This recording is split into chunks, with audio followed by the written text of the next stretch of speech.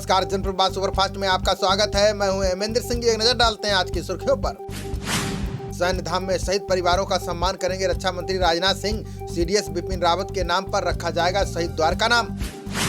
आज से बजट पूर्व चर्चा शुरू करेंगी वित्त मंत्री निर्मला सीतारमण। सरकार ने पेट्रोल डीजल पर वैट से कमाए 3,71,000 करोड़ रुपए। आज अयोध्या में जुटेंगे भाजपा शासित 11 राज्यों के मुख्यमंत्री। पूजा अर्चना के बाद रामनगरी में भ्रमण का है कार्यक्रम। यूपी की 8,84,000 पंचायतों को सीएम योगी आज देंगे सौगात। प्रधानों, प्रमुखों व अध्यक्षों का 1,500 रुपए प्रतिमाह बढ़ेगा मानदेय। 12 सांसदों के निलंबन पर सोनिया गांधी ने विपक्ष की बुलाई बैठक। राकांपा शिवसेना पहुंचे, ममता बनर्जी को नहीं दिया न्योता।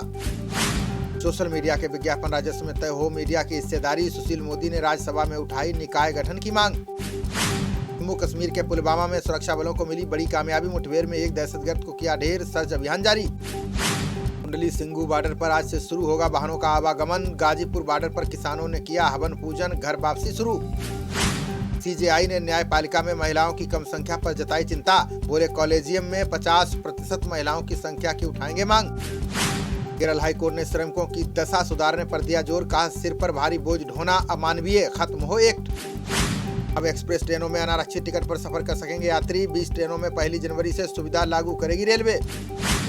एनआईए ने गुजरात में मुंद्रा पोर्ट से हेरोइन जब्ती मामले में कसा शिकंजा। 21,000 करोड़ की हेरोइन तस्करी मामले में अफगान नागरिक गिरफ्तार। 20 माह बाद आज से फिर शुरू हुई काठमांडू के लिए बस सेवा। दिल्ली के अंबेडकर स्टेडियम से सुबह 10 बजे हुई रवाना। फ्रांस की कंपनी शनेल ने भारतीय मूल की लीना नायर को बनाया सीईओ। कोल्हापुर की लीना अपने बैच की रह चुकी हैं गोल्ड मेडलिस्ट।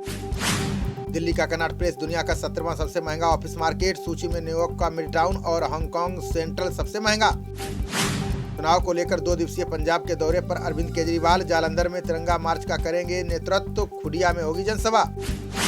चीन और रूस के राष्ट्राध्यक्षों के बीच आज होगी मुलाकात। अमेरिका का न्योता न आने के बाद मिलेंगे दोनों नेता। शिनजियांग में उइगर मुसलमानों पर अब नहीं चलेगी चीन की मनमानी। अमेरिका ने जबरन श्रम रोकथाम अधिनियम को किया पारित। भारत में तेजी से पांव पसार रहा है कोरोना का ओमिक्रॉन वेरिएंट। देश में संक्रमित होने वाले मरीजों की संख्या बढ़कर हुई 53। ब्रिटेन से नोएडा लौटे 5 लोगों में कोरोना वायरस की हुई पुष्टि। नए वेरिएंट की पहचान के लिए भेजे गए सभी के नमूने। देश में बीते 24 घंटे में कोरोना के आए 6,000 से ज्यादा मामले। इस दौरान 247 संक्रमित मरीजों की चली गई जान। ऑस्ट्रेलिया के प्रधानमंत्री स्कॉट मॉरिसन हुए कोरोना पॉजिटिव। एक दिन पहले स्कूल के कार्यक्रम में हुए थे शामिल। जोखिम वाले देशों से आ रहे यात्रियों के लिए सरकार की नई नीति। अब RT-PCR की पूर्व बुकिंग करानी होगी अनिवार्य। अवज्ञा को लेकर अमेरिकी वायुसेना ने 27 सैनिकों को निकाला। कोरोना का टीका लगवाने से इनकार करने पर की कार्रवाई। बांग्लादेश के विदेश राज्य मंत्री मोहम्मद शहरियार आलम का बयान। का चीन का निवेश भारत के साथ रिश्तों के लिए चिंता की बात नहीं। ये मोदी के काशी दौरे पर ममता बनर्जी ने कसा तंज। बोली चुनाव के समय में ही प्रधानमंत्री को आती है गंगा की याद। हैती में तेल टैंकर में विस्फोट से 75 हुई जान गंवाने वालों की संख्या। आधी रात के बाद हुए विस्फोट के चपेट में आई इमारतें और वाहन। फिलीपीन से भारत भेजा गया गैंगस्टर सुरेश पुजारी। मुंबई और कर्नाटक में जबरन वसूली के कई मामलों में वांछित है गैंगस्टर। पंजाब के मुख्य चुनाव अधिकारी एस करुणा ने उपायुक्तों को दिया निर्देश। बोले बूथ स्तर के अधिकारियों की सहायता के लिए नियुक्त हों चोन मित्तर। गुजरात सरकार ने कोरोना से जान गंवाने वालों के परिजनों को दिया मुआवजा। हाईकोर्ट के फैसले के बाद चिन्हित किए गए थे 22,000 परिवार। नरम हिंदुत्व के विकल्प को आगे बढ़ा रहे कांग्रेसी नेता। सीएम विजयन बोले इससे कमजोर हो रही है पार्टी। केंद्रीय मंत्री गजेंद्र सिंह शेखावत ने पंजाब चुनाव को लेकर दिया बयान। बोले गठबंधन के लिए अमरिंदर सिंह की पार्टी से चल रही है बातचीत। झारखंड में स्थापित होगा कौशल विकास विश्वविद्यालय। सीएम हेमंत सोरेन बोले युवाओं को मिलेगी रोजगार उन्मुखी शिक्षा। मुंबई में आज से खुलेंगे 1 से 7वीं तक के स्कूल। पुणे में 20 महीने के बाद 16 दिसंबर से स्कूल जाएंगे बच्चे।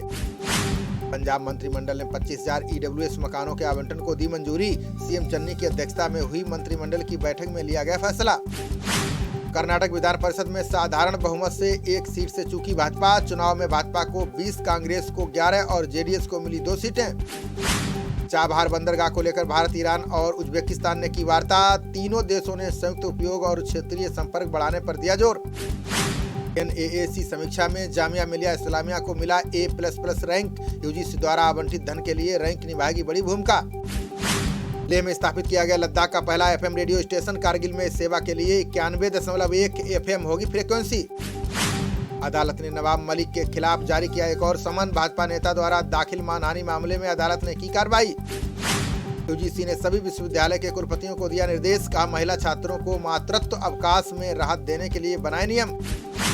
हरीश रावत ने बेरोजगारी के मुद्दे पर भाजपा को दी खुली बहस की चुनौती, बोले उत्तराखंड की भाजपा सरकार अब तक की सबसे भ्रष्ट सरकार। कारोबारी विक्की जैन संग वैवाहिक बंधन में बंधी अंकिता लोखंडे। विवाह समारोह में फिल्म जगत के कई बड़े चेहरे हुए शामिल। मुद्रास्फीति और बेरोजगारी दर में वृद्धि पर चिदम्बरम ने केंद्र पर कसा तंज, बोले मोदी सरकार के तोहफों का आनंद ले देश की जनता। चुनावी घोषणा पत्र बनाने के लिए पंजाब कांग्रेस ने शुरू किया अभियान। प्रताप सिंह बाजवा बोले 15 दिनों में पूरा हो जाएगा घोषणा पत्र का मसौदा। अब दिल्ली में वाहन खरीदने के समय ही मिलेगी आरसी। कैलाश गहलोत बोले जन सेवा के लिए प्रक्रिया को बनाया गया सरल। अकाली दल ने फसल नुकसान पर 50,000 के मुआवजे का किया वादा। बादल ने सरकारी कर्मचारियों की पुरानी पेंशन बहाली का भी दिया भरोसा। बिजनौर की नगीना देहात पुलिस ने किया अवैध शस्त्र फैक्ट्री का भांडाफोड़। सातिर अभियुक्त से कई तमंचे और शस्त्र बनाने के उपकरण बरामद। बिजनौर पुलिस ने किया काली मंदिर के पुजारी की जान लेने का खुलासा। सट्टे के लकी नंबर को लेकर जीशान ने वारदात को दिया था अंजाम। बीसीसीआई ने विराट रोहित में मनमुटाव की खबरों पर लगाई मुहर। बोर्ड ने इस विवाद के लिए कोहली को ठहराया जिम्मेदार। खबरों का सिलसिला जारी रहेगा, देखते रहिए जनप्रवाद। नमस्कार।